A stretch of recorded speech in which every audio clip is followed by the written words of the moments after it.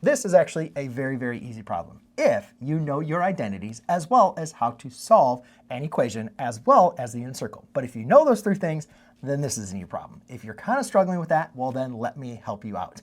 So in this case, we have cosine squared of x minus 1 equals a sine squared of x. Now there's a couple different ways we can approach solving our trigonometric equations, but one thing I always like to start off with my students is don't try to solve a trigonometric equation when you have more than one function that are different. So what we were going to want to do, if they are the same, you're going to want to combine them. But in this case, we have a cosine squared of x and a sine squared of x. Those are not the same. What we're going to want to do is get them to be the same. And to do that, we're going to use our identities. And thankfully, cosine squared and sine squared of x are related. Right? This is your Pythagorean identity. It's the most famous Pythagorean identity, and it's the one I challenge you to make sure that you remember.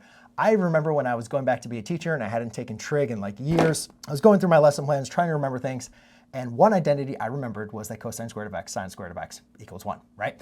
Because again, if you know this, you can apply all the other identities, Pythagorean identities, and it gets applied time and time again.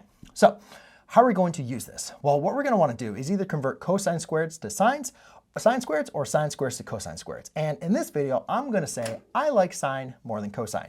So I need to get rid of this cosine. Well, how do you just get rid of it? You can't just do that, right? What you can do though is replace it for an expression that is equal to cosine squared of x.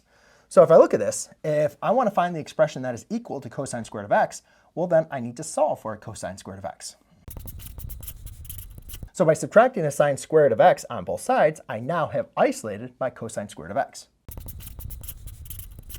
Okay, so now you can see that cosine squared of x is also equal to 1 minus a sine squared of x. So now what I'm going to do is I'm going to replace my cosine squared of x with the expression 1 minus sine squared of x. Now I'm going to use parentheses just so you can see that I substitute it, but you don't really need the parentheses in this example because we're not applying any operation to that expression. Okay, so you can see I just kind of put them in there just so we know, okay, this replaced the cosine squared of x, right? And parentheses are really, really important when you are subtracting an expression or when you have something multiplied by it. Like if there was a negative in front of here or some kind of number, then it'd be really, really important. But in this case, based on my operations here, I don't need to really use these parentheses, so I'm going to erase them. Okay, so now what we see here is we have an whole equation, right? So what I'm going to do is I'm going to get the signs to the other side, and 1 minus 1 is going to be 0, right? If I combine those like terms. So I'll add sine squared. And I get 0 is equal to a 2 sine squared of x. Well, now I don't really need that 2, so you can divide that out. And therefore we have 0 equals a sine squared of x. Just remember that a sine squared of x is equal to a sine of x quantity squared. So therefore, if I want to get rid of the squared, you can take the square root of both sides. But one thing I want you to recognize is when I'm dividing by 2 or taking the square root, I have 0 on the other end, right? So I don't even need to include the plus or minus because 0 is not positive or negative. But anyways, I'm going to get a sine of x is equal to 0. Now, here comes the big question. Are we going to find the solutions on an interval from like 0 to 2 pi?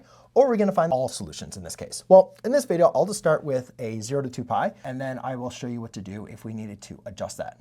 So looking at the unit circle, sine of x is equal to 0. What are the solutions to that? What are the angles when you take the sine, which represents the y coordinate of any point that intersects on the unit circle, is going to make that 0? Well, y is going to be 0 here at this intersect and at this intersect. So if we were looking for the restrictions from 0 to 2 pi, that would give me my answer here of a 0 as well as a pi. Right? So if I have this angle and that angle. Now, if we wanted to find all the solutions, all we simply need to do is say, well, we could take 0 plus pi n, because every single time I add a pi, right, you can see I'm going to my 2 solutions in this case. So if we wanted to find all solutions, we would just write x is going to equal to a pi n. So there you go. Hopefully this video was helpful for you and it gave you some value. And if it did, I know you're going to enjoy the next video I have for you here.